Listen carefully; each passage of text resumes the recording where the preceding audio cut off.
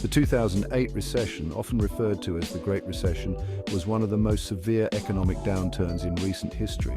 It affected millions of people worldwide, leading to job losses, home foreclosures, and financial instability.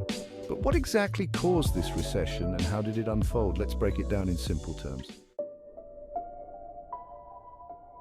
What caused the 2008 recession? The housing bubble. What is a housing bubble? A housing bubble occurs when house prices rise rapidly to levels that are not sustainable. This often happens because of speculative buying, where people buy houses not just to live in, but to sell them at higher prices. How did it start?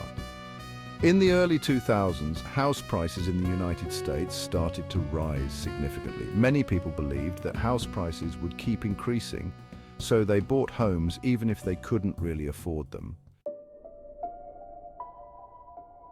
Easy credit and subprime mortgages. What is a subprime mortgage? A subprime mortgage is a type of loan given to people with poor credit histories who are considered high-risk borrowers. These loans often come with higher interest rates. Why were subprime mortgages a problem? Banks and financial institutions started giving out a lot of subprime mortgages because they were profitable. However, many of these borrowers couldn't keep up with their mortgage payments. Financial innovations and risky investments. Banks didn't keep the risky loans on their books. Instead, they bundled them into financial products called mortgage-backed securities and sold them to investors. To manage the risk, financial institutions used insurance-like products called credit default swaps. However, this created a complex web of financial obligations that was hard to untangle. The crisis unfolds. Rising defaults and foreclosures. As house prices stopped rising and began to fall, many homeowners with subprime mortgages couldn't sell their homes for a profit and started defaulting on their loans. This led to a wave of foreclosures where banks took back homes from borrowers who couldn't pay their mortgages.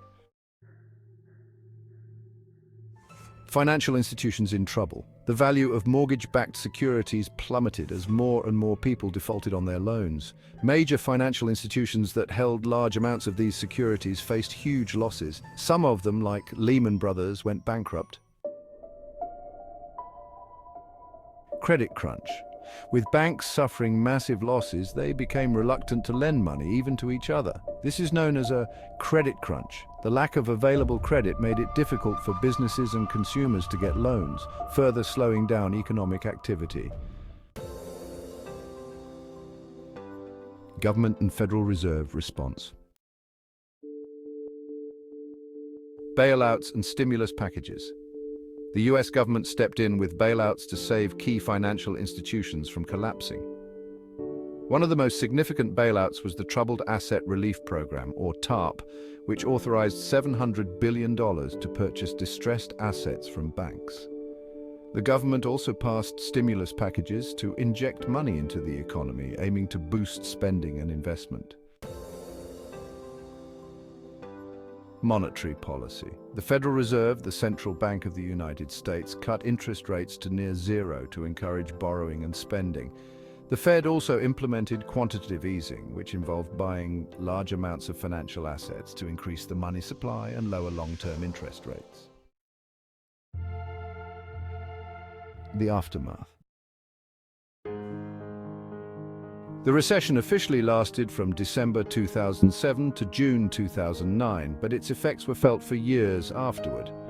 Millions of people lost their jobs, homes, and savings. The unemployment rate peaked at 10% in October 2009. In response to the crisis, new regulations were introduced to prevent similar events in the future.